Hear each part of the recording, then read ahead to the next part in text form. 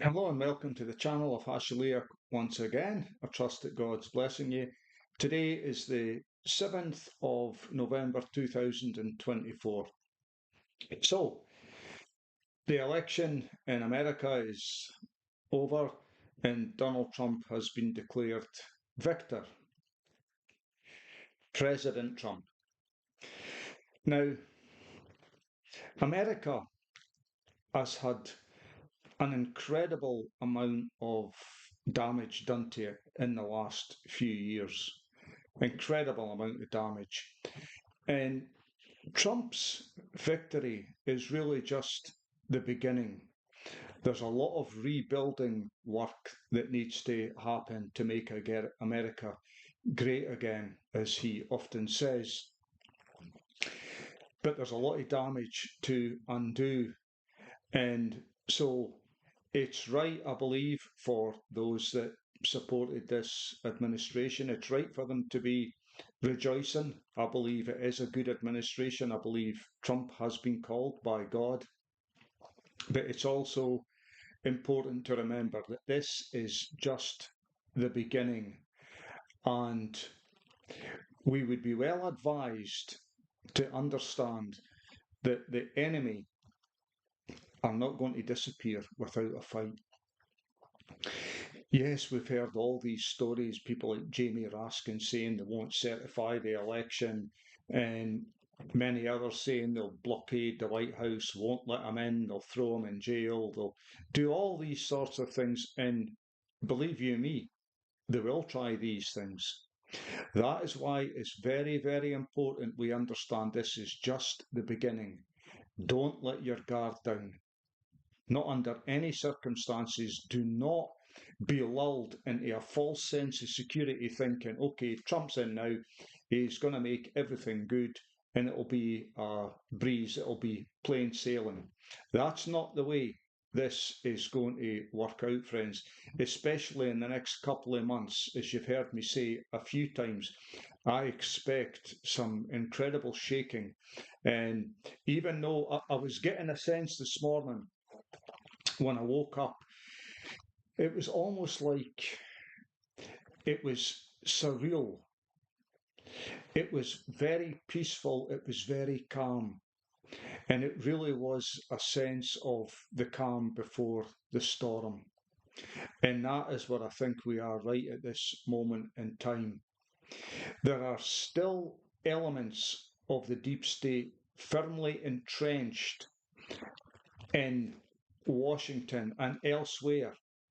And even when the new administration takes over, there are going to be problems because there are still people that will be in that administration that may not have America's interests at heart. So there's a lot of hard work. And so as I was meditating on this, I was once again brought to the book of Nehemiah. Now, Nehemiah was the king's cupbearer, and he had a heart for his homeland of Jerusalem, and he was distraught before the king. The king asks him, "Why are you upset?" He says, "Because the walls of Jerusalem are not built, and my hometown is in ruins." He wanted to go back and do some rebuilding work. The king gave him the go ahead, so now he's authorized, he's in a position to be able to go back to Jerusalem and start the work of rebuilding the walls. But as is always the case, there are enemies that are not keen on this type of work being carried out. There are many enemies who are determined to make sure that Trump and his administration do not rebuild America. They don't make it great again. He doesn't rebuild the wall at the border or secure it because they already did a lot of the building. He doesn't fix the financial situation and doesn't fix a lot of the evil laws that have been passed, not just in the States, but all around the world. But it is very, very important to understand that America is critical to the well-being of this world. Whether you agree with me or not, it is a fact, and it is a fact that God has called Donald Trump, and God's purposes will come to pass. What I'm doing here is just alerting us to the fact that we should not put our guard down. Don't let our guard down. That's the last thing we should be doing at this moment in time. Rejoice, yes, that now you've got a good government again, but this is just the beginning. Nehemiah chapter 4, and I'm actually in the New King James Version Bible. That's what I was this morning. So, but anyway, right at the beginning in Nehemiah chapter 4, it says this: But it so happened when Sanballat and Tobiah, enemies of God, in fact, Sanballat, Tobiah, and Geshem. But it so happened when Sanballat heard that we were rebuilding the wall, that he was furious and very indignant, and mocked the Jews. And he spoke before his brethren and the army of Samaria, and said, What are these feeble Jews doing? Will they fortify themselves? Will they offer sacrifices? Will they complete it in a day? Will they revive the stones from the heaps of rubbish, stones that are burned? So there's a lot of mocking going on here. You're not going to get this rebuilding work completed. We're going to ensure that does not happen. So we jump down to verse 7. Now it happened, when Sanballat, Tobiah, the Arabs, the Ammonites, and the Ashdodites heard that the walls of Jerusalem were being restored and the gaps were beginning to be closed, that they became very angry, and all of them conspired together to come and attack Jerusalem and create confusion. Nevertheless, we made our prayer to our God, and because of them, we set a watch against them day and night. So now you get all the enemies coming together and conspiring, and they are absolutely determined to stop this work. And there's quite a few enemies there that want to create confusion. But look what it says. Nevertheless, we made our prayer to our God. Pray, pray, pray. Keep praying. Do not stop praying at this moment in time, friends. We'll never stop praying, but this is especially a very important time. But look also what it says. We made our prayer to our God, and because of them, the enemy, we set a watch against them day and night. So they took action. They didn't just pray, they knew they had to keep their eyes on the enemy. In verse 13, therefore I positioned men behind the lower parts of the wall at the openings, and I set the people according to their families, with their swords, their spears, and their bows. And I looked and arose and said to the nobles, to the leaders, and to the rest of the people, do not be afraid of them. Do not be afraid of the enemies. They are just making as much noise as they can to try and scare you. But it's like a dog whose bark is worse than its bite. Do not be afraid of them.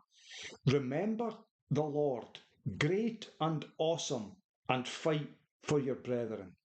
Fight for each other. Hold each other up. Support each other. Fight for your brethren, your sons, your daughters, your wives, and your houses. This is what you're fighting for right now. Your brethren, your sons and your daughters, your family, the next generation, the youth. This is what you're fighting for. Your wives and your houses. Verse 15. And it happened when our enemies heard that it was known to us, and that God had brought their plot to nothing, that all of us returned to the wall, everyone to his work. So it's from that time on that half of my servants worked at construction, while the other half held the spears, the shields, the bows, and wore armour. And the leaders were behind all the house of Judah. Those who built on the wall and those who carried burdens loaded themselves so that with one hand they worked at construction, and with the other hand they held a weapon. Every one of the builders had his sword girded at his side as he built, and the one who sounded the trumpet was beside me. They continue, even though they have discovered a lot about the plots against them, they don't let their guard down. They continue working. But you notice it's like they've got a weapon in one hand and they're working away at rebuilding the walls with the other. They are totally prepared. They will not let their guard down. And in the very last verse in Nehemiah chapter 4, verse 23, so neither I, my brethren, my servants, nor the men of the guard who followed me took off our clothes, except that everyone took them off for washing. A real sense of we need to be prepared day and night. We are completely prepared. They don't even take the time to change their clothes except for washing. They are in a high state of alert. This is where we are right now. Do not be deluded, do not be deceived. It might seem calm at the moment, it might seem joyous, and it is joyous. Thank God we've seen the end of that regime. But in many ways, we haven't seen the end of that regime. They are not going to give up with a fight. You need to understand something, friends. The outcome for many of these evil people, if Trump continues the way he is, that they will be done for treason. They have got nothing good to look forward to. And believe you me, God will enable Trump to carry out his mission, but we cannot let our guard down. See, think of it like this. You're in the ring, you're in the boxing match, and you've got your opponent on the ropes. He's struggling. Don't let your guard down.